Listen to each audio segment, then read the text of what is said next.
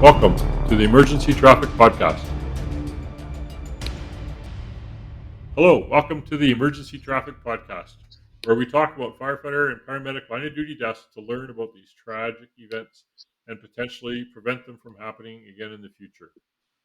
I'm your host, Paul, and today I'm joined by Zach and my co-host, Doug, again.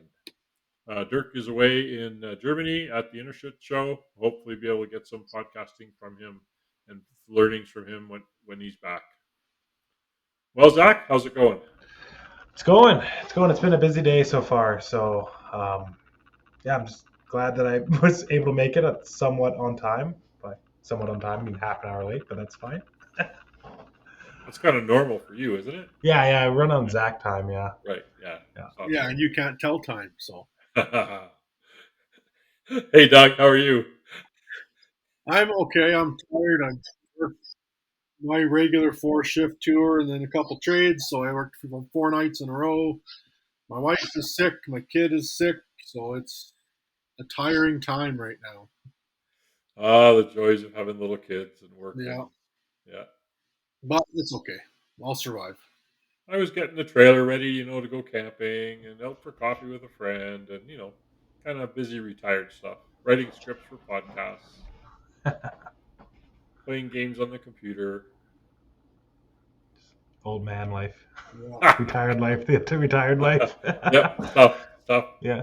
Yep. Oh, well. Anything else new with anybody? New computer games, new books, new movies? I don't have time for new stuff. I can barely keep up with what I'm doing. Never mind trying something new. Yeah. Well, whose fault is that? Come on. Everybody else's fault. Everybody wants me to do stuff, Yeah, it's been a busy few days for us. We've been out looking at wedding venues and stuff, so that's been fantastic. Yikes. Oh. Well, I'm jealous of you. Are you? Yeah, I guess kids. So, but yeah, that's been interesting. You think that part's hard? You think planning a wedding sucks? Wait till it comes time to pay for the wedding. Yeah. Well, that's the whole time I'm thinking the entire time is like, how are we going to pay for this? Right. Yeah. When do you go back to work, Zach? I head back up in about 7 days, so next Wednesday there. Yeah. Back to work. Yeah. Mm-hmm. Back up there for 14. Nice. Mm-hmm. 14 and 14. Well, into the next podcast. So, since you're going back to work industrial, and that's what we're talking about again, is industrial incidents. This week at the podcast, July, we decided was Industrial Incident Month, so we're going to focus on a few industrial incidents. This one here is going to take us back to 1984 when the Union Oil Company refinery in Romeoville, Illinois, where 17 people died, including 11 industrial firefighters. The largest number of firefighters killed in an industrial accident in a single incident in North America at the time. It might still stand. I'm not sure about that. But last week we did the Kingman Levee, and now we're into the refinery. So, and actually, we're kind of familiar with refineries a little bit, right? Because Zach, you work at a similar type facility, and Doug, you also worked at an upgrader or a poly plant, so you're familiar with that a little bit. And I've spent a bit of time in refineries as well and terminals. Dog joining us there, Zach? You betcha. Yeah, he's joining. The Dalmatian. What's his name? This is Oakley. Oakley. Yeah. Okay. So, it's going to be an interesting one for sure. I'm sure we were able to relate in some way. Like I do industrial fire for a living, and I know Doug's done security and dispatching for them for industrial fire as well. So it'll be good. Good chats. Cool. And Doug, you're in the big city you're in, you've got lots of refineries and stuff in the city as well, although you probably don't get out there very much to work with them. But yeah, I can't say that I've ever been to a call at one, but we've got lots of petrochemical stuff in the city, lots of it around the city, and all the byproducts going through the city all the time. So there definitely is high potential for something to go on. Yeah. Okay. Well, into this incident, I guess. So Romeoville is a village, it's called, big village of 39,000 people today. Back in 1984, it was about 15,000 people. It's a suburb of Chicago. It's located about 26 miles southwest of Chicago along the Des Plaines River and the Illinois and Michigan Shipping Canal, which was a canal they made back in the 18 or 1900s to allow transit along that way to move goods. Today, it's a very business intensive area with Amazon, PDV Midwest Refining, which is a Citgo refinery, formerly this Union Oil one that the incident happened at, and many other large employers with over 500 employees working there. Romeoville Fire Department was established in 1960 as a volunteer part time service, and in 1975, a new station was built, and some 24-hour staffing began with part time firefighters. In 1983, a full-time paramedic service was added to the department, and in 1984, the Romeoville Fire Department responded with the plant fire brigade to the refinery fire, the subject of this podcast. A little bit more background was the Lemont Refinery, Lemont Refinery, was first built in 1922, and it was significantly expanded in 1965. In 1984, the refinery employed about 700 people and processed 150,000 barrels of oil a day. The refinery had its own plant fire brigade, and as many large process facilities do. Photos that I found on the internet show several industrial fire apparatus, both rapid response and engines, with foam and dry chemical systems and stuff. I found it on some Google page or something that had pictures, a whole bunch of several dozen fire apparatus that were delegated to the Romeoville plant. The plant fire brigade consisted of two types of crews: a day shift crew, which was staffed with plant personnel that volunteered for extra training and responsibilities during the day shifts on weekdays. So they were the day shift fire crew. After hours, the actual plant operators that were working in the refining process were trained for firefighting as part of their jobs and were expected to control fires that occurred and would call the day shift fire crews from home if it was after hours for significant events. This will be an important point later as we move on through that. And that's fairly common that they have sort of a dedicated crew that either work in the plant or are strictly doing like confined space entry permits and hot work permits. You're probably familiar with that, Zach, how that Yeah, works. you betcha. My plant, it's a little different, but we did have what they call ERT, which is an emergency response technicians or emergency response team. And so these guys would work at the plant, do other duties, right? Operators, they'd be, electricians, stuff like that. And we, as the fire department, there would be in charge of training them. So they can come in and assist us with, more support roles, standing on a line if they need to, operate a monitor, or we would go and perform whatever the duties were that needed to Right, get done. Yeah, more critical right. work. Yeah, and they would go to train. I mean, we went to Texas A&M. I think all of Yeah. us have been to Texas A&M with other companies in the area that sponsored local municipal firefighters to go along.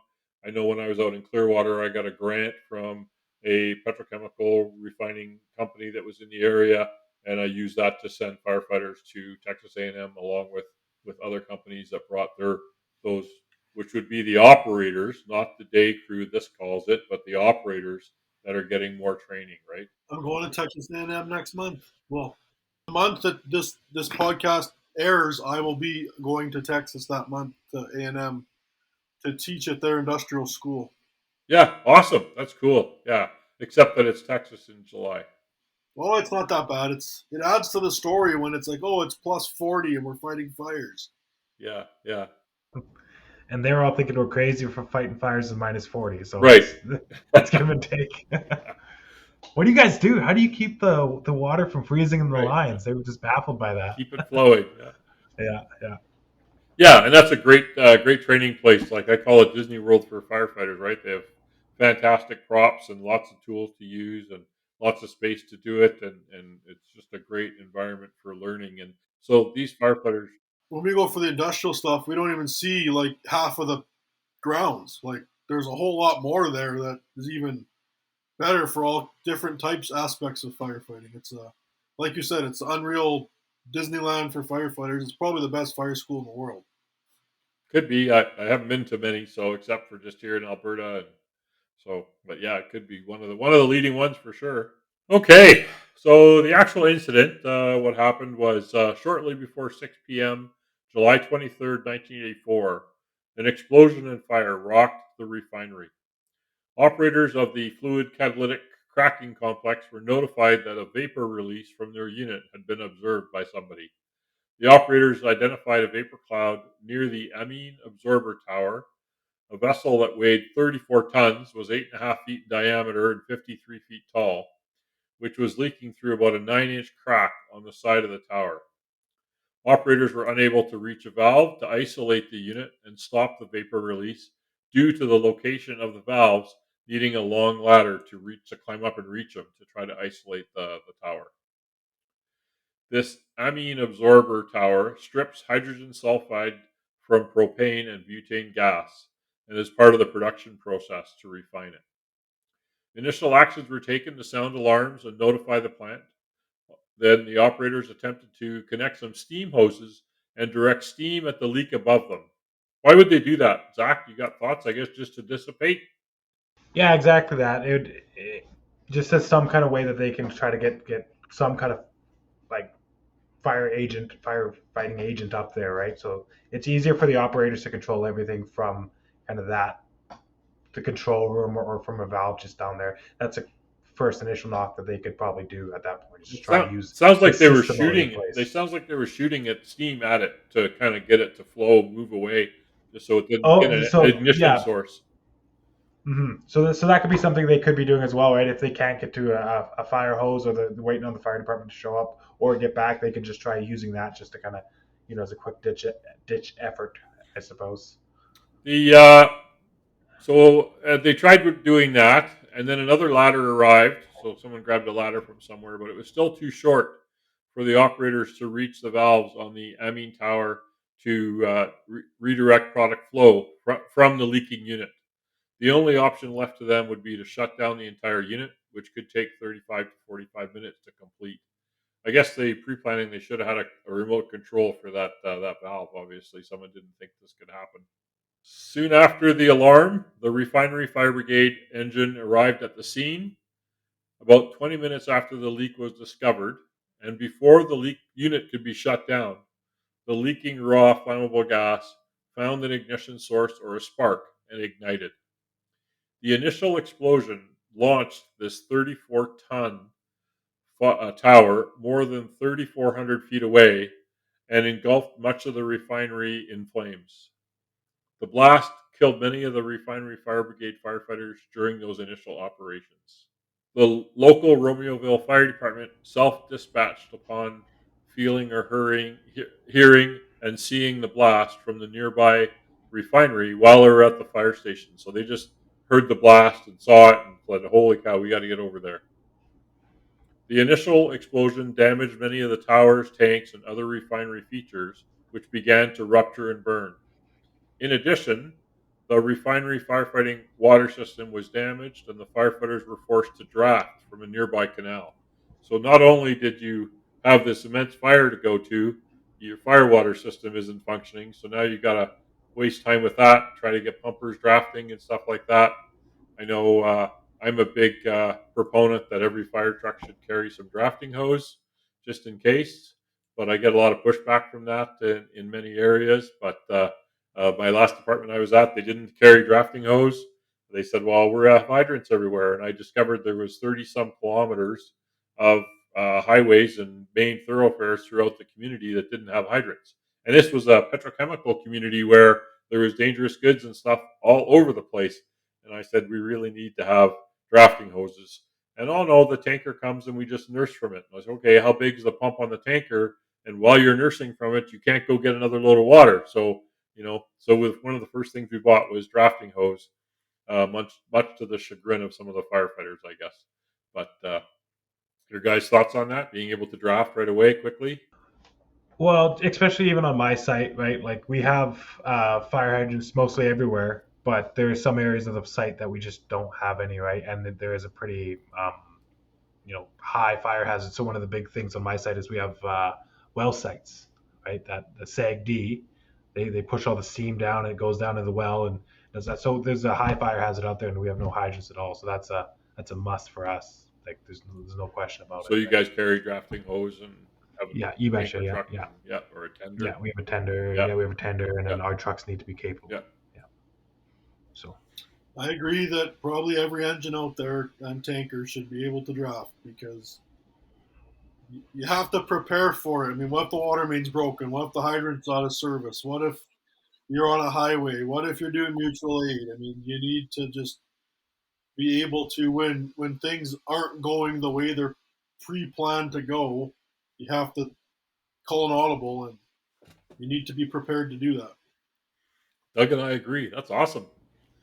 wow.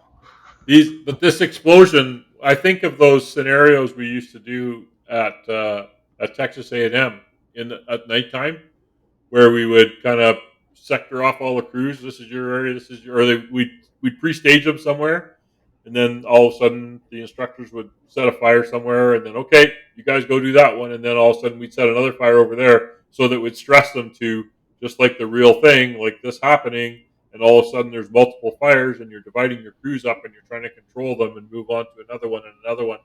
That makes me think of those scenarios. I know, Doug, you've done Mm. those lots. Yeah, and I know one of the goals of doing that is to not for the incident commander to not just say, well, send me everybody, Right, because you send everybody to the first little fire and then it's like, oh shit, there's a fire over there too. And now like it's one of the hidden goals of the guy running the show. He's told me straight up, like, right. I don't want them to send the whole shebang to the first event because you have to leave.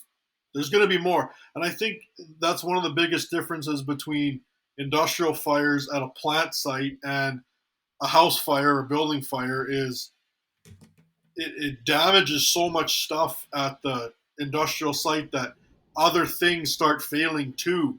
Where like, yeah, a house nowadays is going to spread to a house next door the other way, but it's not going to be a domino effect where it's this one, this one, this one, this one, this one. Where easily at a plant it can wreck the fire water system, wreck the cooling system, wreck the shutoffs of the fuel, and it just cascades down the line, right? Do you guys remember the apartment building under construction fire? I think it was in Kansas City, maybe, or somewhere in that area, about 5 years ago. And this building under construction caught fire, and it was a very windy day. And they ended up with like 30 or 40 more fires downwind. The houses were catching fire everywhere because of the burning debris.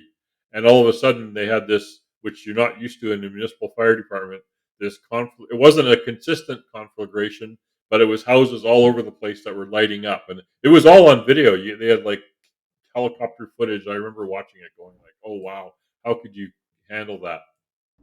Well, and just more on Doug's point here, like this is big at my plant. Is my plant was originally designed to be self-sufficient. So you have a different side of the plant. Like the only thing that was coming in from the outside was really the oil that was coming up from the wells, and so everything on site was actually made on site. So everything interacted with each other in some way or another. So you've got a problem over here, and all of a sudden something that's not even related to it now has an issue as well because somehow it's all connected, and so that's a major issue at plant sites, right? Yeah, well, continuing on that theme, electrical power went down throughout the plant, hampering in-plant radio communications. Communications, the only thing that worked was their handheld radios, and they didn't work very well because they didn't have the repeaters, because the repeaters didn't have backup power. So all of a sudden, you're using handheld radios, probably in metal buildings or pipe, in an area where they don't work very well. So this was very much limited their effectiveness on the site. So this is something to consider when pre-planning for plant emergencies is backup communication systems. I just wanted to touch on here while I teach incident command a lot, and the military uses what's called PACE, and that's a primary, alternate, contingency, and emergency. So whenever they design a communication system, they try to have three backups for it. So that's just something to think about when we're working in these plants and we're in charge of risk management. Is what are we going to do? I had an incident at a large mine refining plant where the electrical power was being upgraded. So their primary power input was not functioning because of an upgrade. So they were on their backup power incoming source. And during a lightning storm, that backup power got struck and was taken out. And therefore, power went down in the whole plant, which means that their phones didn't work because the phones, they twitched all to the voice over IP phone system, so with computerized phones. And so the phones went down and the radios went down because the radio over IP quit working. And therefore, the only phones that worked was in the security shack or building, they had actual landlines. It's the only phones that worked in the whole plant after the power went out. And there was no emergency at the time, which is good. But you know, these things, like say, everything cascades, right? One employee was trapped in an area pleading for help on the radios. Firefighters were unable to get to him, and he ended up perishing in the fire. The firefighters were just getting fire attack underway nicely for that area when a nearby liquid propane gas tank exploded into a levee, like we talked about in Kingman last episode. Huge fireball that rose thousands of feet in the air. More firefighters were killed and injured during this secondary explosion. This explosion was so large it was felt 15 miles away, and a nearby airplane actually that carried two police officers that they were doing a reconnaissance of the scene 1,500 feet above was hit with some debris from the explosion. The responders now had multiple fires throughout the refinery and in a warehouse. Always get the warehouse going too, right? Always, always. Yeah. A couple of crude oil tanks were also now burning, so you had that whole crude oil, don't boil it over. How do we fight the fire in there? The size of the fire brought mutual aid fire apparatus and ambulances from more than 35 communities in the area, including medevac helicopters from Chicago. Now remember, this is back in 1984. You guys weren't even around, right? No. I was a young firefighter. Actually, I wasn't even on the fire. I was working ambulance at the time. I wasn't on the fire department yet. And anyway, medevac helicopters. Chicago Fire Department actually set their fireboat up the canal to supply fire water to the firefight, which also happened at 9/11. Right, the water systems were out, and they used fireboats to pump water for the fire trucks. Amoco Refinery in Indiana sent truckloads of aqueous film forming foam, AFFF foam, to help with the firefighting efforts. Once the rest of the plant was somewhat isolated and protected, the fires in the actual initial units were allowed to burn themselves out. The fires burned throughout the night for about 17 hours without any further explosions of loss of life. 17 employees of Union Oil died during the fire, 11 brigade firefighters. At least 21 people were injured, and 10 required hospitalization, some with extensive serious burn injuries. That's a big incident. That'd Yeah. be a lot of people, right? And you're already dealing with the loss of what do we got here so far? What's the tally on this? Well, 21 people dead. 21. Yeah. Yeah, 21. So Or that's a 17 killed, 21 injured. 17. Yeah, Yeah, sorry. yeah. That's a massive, and being any guy left from that Romeoville, the town. Just imagine what they're going through at this point, right? Right, Having to continue right. on. So the contributing factors to the fire was the cause of the fire. So this is actually interesting because it goes way back to when this tower was built and some repairs were done. Was determined to be a result of inadequate inspections of cracks where field weld repairs were conducted to prevent the failures of the tower. So they'd inspected it. They'd done a bunch of repairs because there's a problem with corrosion inside these amine towers. And apparently they hadn't done enough adequate inspections of these repairs. And that's where this crack happened. I had a similar incident actually with an aerial device when I was in the fire truck business, where the fire department had been doing non factory approved field repairs to aerial platform sections. And during the annual test, one of these aerial platforms actually was set up. So the platform was sitting there at the maintenance shop. It was up in the air, just they were doing, maintenance and checking and stuff on it and annual testing and greasing and lubing. And no one was in it at the time and it collapsed. This aerial platform just collapsed standing there. No weights on it. And it failed during testing. Fortunately, no one was injured, The service testing exposed the problem, though, and that's what solved the collapse. When we did the investigation, we found several other aerial devices that the city owned that the department was operating that had the same kind of field repairs that weren't done properly without the manufacturer's approval, and they did it themselves. So, fortunately, I worked for the manufacturer, so the manufacturer was sort of off the hook because they, like, you guys did this yourselves. I mean, um, really not our to do. We would never have approved this. It turned out that the city had many fire stations, that the fire station was a little too low, and if they left the fire station too fast, the aerial would hit the garage door, the head of the doors, and that was causing damage to the ladder where the ladder bed, the front ladder bed, and that was where they were repairing because they kept hitting overhead on these aerials. So anyway, and it's Just inspections. just on that there, like I'm not sure what it was back in the 1980s, but now there is regulatory checks that these sites have to do. So you have to have an outage every couple of years. You have to do, a turnaround every couple of years. And usually it's I've seen plants do it every 3 years, where they'll shut the whole place down. They'll go into these Amiens towers and they'll go in there, inspect it, clean it, make any repairs that are necessary. Like I said, I think back in the day, things were a lot more reactive than proactive, and I think things are a little bit different now. Yeah, OSHA in the But, States actually issued a letter to everybody with these towers saying, mhm, using this example and saying, you need to be more diligent with your inspections and stuff like that. Actually, a neighbor of mine, he works as a contractor. He goes to plants all over Alberta, and he's actually a sandblaster. That's his trade. yeah, And yeah, they call him in to sandblast, and then the inspectors come in and do dye penetrant or magnaflux or whatever for thickness yeah, depth and looking for welds and cracks. And I'm familiar with that, of course, from the fire truck business, in that we did the same thing with the aerial ladders, right? And yeah. inspections and all that kind of stuff to make sure that there's nothing's going on. Which is why we're going to have that other podcast about painting your aerial ladders black or dark in a tailboard It's the way talk. to go. Yeah, It's the way to so go. yeah, don't do that because it's hard to inspect. White is perfect or natural if it's aluminum, so we can see what's going on in there. Look for problems. Look for defects. Covered up with dark paint. Way to go! All right, Doug. Nothing from you on that. Eh? I thought that would get a rise out I of him. thought I saw his face twinge a Yeah, little it bit, did but kind of. Yeah. Okay. Fire brigade We'll wait concerns. for that actual podcast to get into. I Okay. sold it all in. Uh, so interestingly enough, there was concerns from the fire brigade. Well, first of all, the occupational health and safety investigation discovered that in 1979, 5 years before the incident, the fire chief of the Refinery Fire Brigade wrote a letter to management. So this guy put his job on the line, wrote a letter to management citing difficulties in getting the operators to attend firefighter training sessions.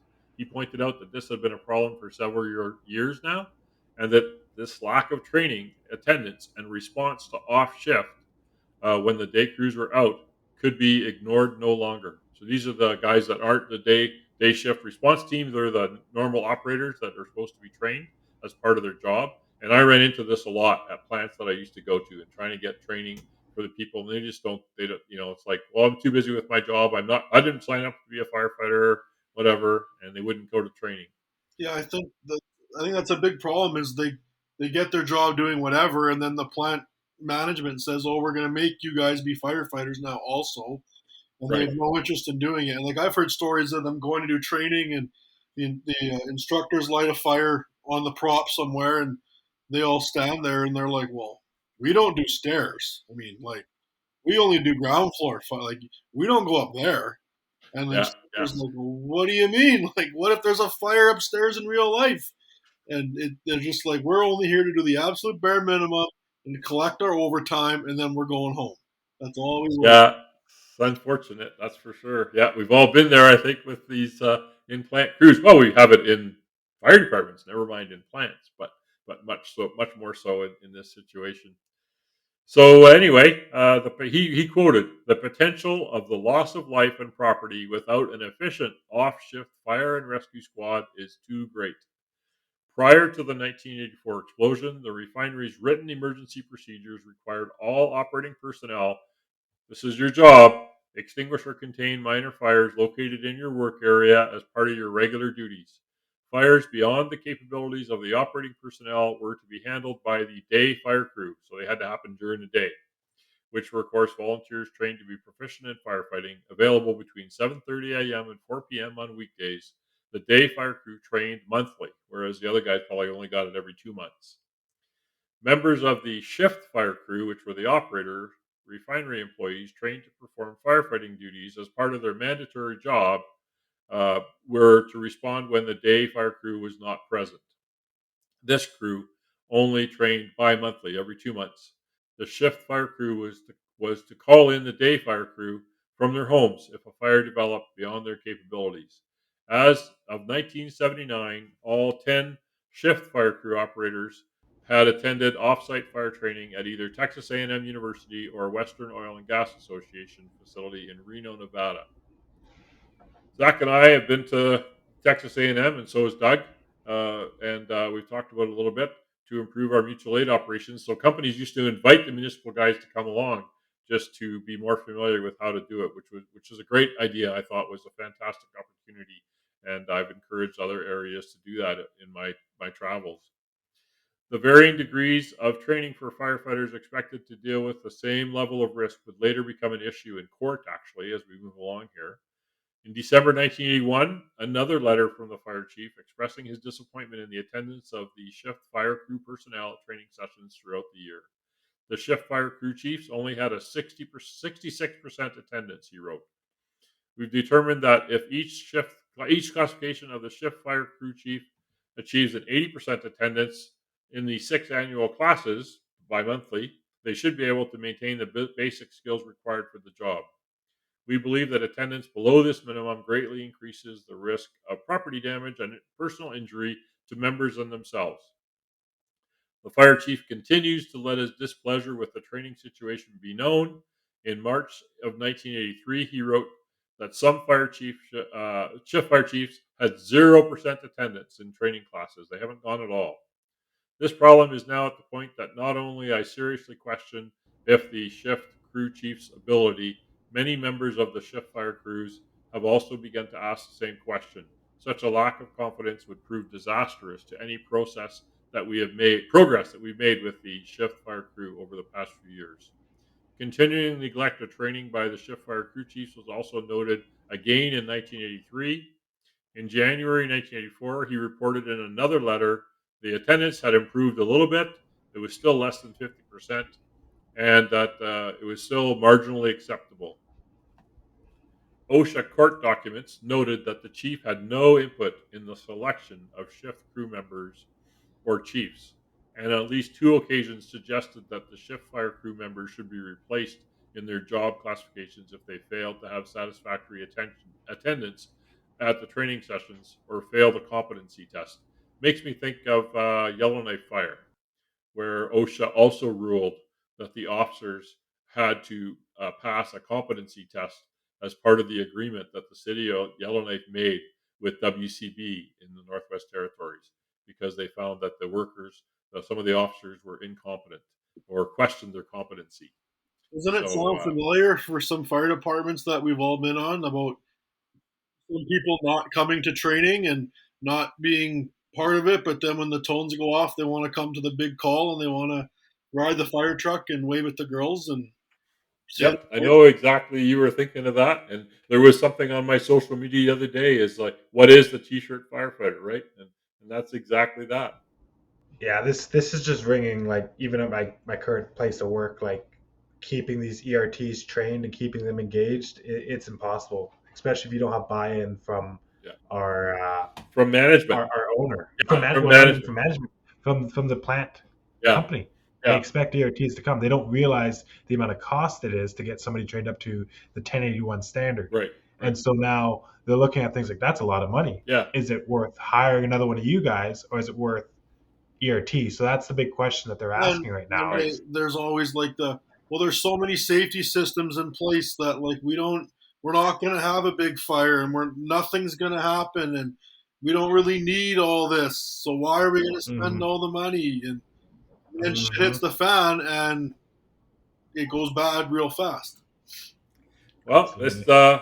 this continues on. The refinery gave priority production priority over safety fire training, and it's demonstrated in the closure of the refinery's fire training field in 1983. And we were talking about this in the last podcast. The OSHA document stated, without providing an alternative fire training site, refinery management opted to use the existing site for a new production facility. Hey, I was on a fire department that didn't have any training facility forever, and I kept saying we need somewhere to train. Well, from May of 1983 until around the 1st of July, the respondent's fire department was without a live fire training field where it could provide hands-on training and in putting out actual fires to its firefighting personnel. OSHA stated this fire chief considered live firefighting drills to be a necessary part of their training. Well, no kidding. Within a month of having the training facility restored to him, the refinery fire chief faced the worst live fire training scenario possible, but this was not a scenario. It was this disaster. And I'd already put a note in there, just like Doug had said about. Reminds me of some fire services I've been on. Well, we had guys that didn't want to go. I had free trips to Texas A&M, and we had guys that didn't want to go. It's like, really? I mean, but yeah. Anyway, in conclusion, OSHA issued 4 citations to the refinery, carrying a total fine of $31,000, which to me sounded kind of small. But I guess it's 1984.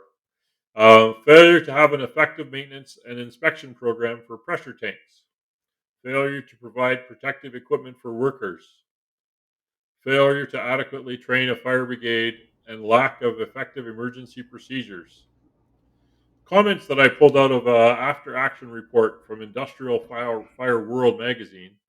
The fellow that wrote the article. He says, I routinely perform training in plants to evaluate emergency response organizations. My greatest concern is that in many cases we are training the wrong people. We're training the better fire brigades because they want to get training, and the poorly trained and led fire brigades are not attending classes. Recently, I conducted a training within a large city for a combined group of municipal and industrial firefighters. I was amazed to learn that the city, through the plant firefighters, would handle any major fires, while the plant thought the city would handle any major fires. And that was one of my last jobs, actually. Everywhere we went, it's like, oh yeah, they'll come and rescue us. And the firefighters are going, how are we going to rescue you? Our technical rescue team hasn't trained, and half our guys aren't certified, and et cetera, et cetera. Well, even something to be said off there. Most plant sites say expect you to do all 3. So you're Right. doing TR, you're an ACP or a PCP, and you're a firefighter Right. at all times. And nobody can sit there and look me in the face and say I am proficient in all of these. Right. Your Exactly. skills are always going to lack somewhere. Yeah. Yep. So it's always. A team of industrial firefighting experts, myself included, this guy led on to say, testified in federal court regarding this Illinois refinery disaster. The plant management barely escaped prosecution for negligent homicide. Today, given the political atmosphere and the growing emphasis on emergency response training, it might be very difficult to keep someone operating an industrial facility in this manner out of jail following an event of this magnitude. Of course, that applies in Canada here with the Bill C-41, which is the bill that came out of the West Ray mine disaster where the miners were killed, and now the managers could be potentially criminally liable if they're found negligent in these kind of things. Just like Yellowknife, where they prosecuted the fire department, the city, the WCB did, and the one in Ontario we haven't done yet, the Listowel, Ontario, where the firefighters were injured, and the province went after the fire department. It's something that I think affects a lot of, especially in smaller municipal departments where the fire department costs a lot of money and doesn't bring in any money. So you're there. You're a huge expense to the city or the jurisdiction, and there's, I mean, on a budget line, there's no return on that investment. So they sit back and go like, why should we have to pay for all this? Why should we buy you $1 million ladder truck when you're never going to use it? And why should we hire full-time plant firefighters because there might one day be the one event? But that's what the fire department's there for, is the one event. That's why we exist. Yes, I mean that's one of my pet peeves that for years has been, fire department as a business, and the fire chief wearing a suit instead of a uniform to be a business. And the fire department's not a business. It's a risk management tool. It's insurance. And if you don't pay it, well, then you don't get coverage when it happens and someone gets killed. Fire department is a risk management tool. It's not a business, but a lot of executives in the fire service get sucked into this "you're a business" thing, and then how do we get some return on investment? No, that's and you're not there for the fire department is not there even for my house when it burns. It's so that the 5 houses down the street don't catch. That's what you're there for. You're not there for the day-to-day calls, the car fire, the whatever. You're there to prevent the big one. Just try telling that to some companies out there, Right. right? Yep. And that's really what it comes down to at the end of the day, right? Not putting out any names of any companies, it just is, right? They're looking at their quarterly I profits. remember going out to do sort of inspections, although they didn't want to be inspected, to some companies out in one of my fire districts, and they were far away from town. They were 45 minutes from the fire station, and we told them, we said, "Listen, you guys have any issue, you got a car fire, anything you suspect, call us. Don't wait. Call us right away. You can always turn us around. It's just diesel fuel, right? It's just fuel. We can turn around and go home. But don't wait, because if you wait till you know it's bad, then it's too late and we can't help you, right?" So, yeah. In the aftermath of this was one of the worst refinery fires in history.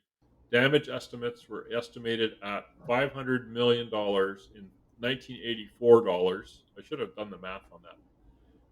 The 1989 lawsuits, valued at $29.9 million, were awarded on behalf of the 27 people killed or injured in the 1984 explosion. Settlements were against Union Oil and 11 other firms and employees involved in the construction, design, functioning, and inspection of this amine tower that leaked and caused the initial explosion. Many of the work dated back to 1974 when the tower was refurbished. Was done. Final thoughts, anybody? Like I was referring to earlier, this is just something that even today, this is, getting the ERT numbers up, stuff like that. That's still a challenge today. Sure, we're more proactive in inspecting these pieces of equipment, and I like to think that there's a lot more fail safes in place, but it's still these problems still exist. Some problems still exist Sure. today. Look at the Challenger shuttle disaster. I mean, we put all kinds of effort into making sure everything is perfect, and yet we still blow stuff up, right? Yeah. I mean, was it the plane there that doesn't fly, and they had to ground them all? The engineers designed it, and it still can fail. Doug, you had something? I just did a little calculation on the internet where 29.9 million, so say $30 million, would be about $70.7 million today. Yeah, exactly. Okay, well, if that's all we have, thank you for listening to another emergency traffic podcast. We appreciate your interest and hope that you find these interesting and informative. Give us a like or a star or a thumbs up on the app that you use to listen to these podcasts. These mean a lot to us, and it helps the algorithms for people to learn about our podcast. You can follow us on Twitter at Podcast Traffic, or our Facebook page, the Emergency Traffic Podcast, and Instagram. You can email us at emergencytrafficpodcast@gmail.com if you have any thoughts you want to give us. Let's be safe out there.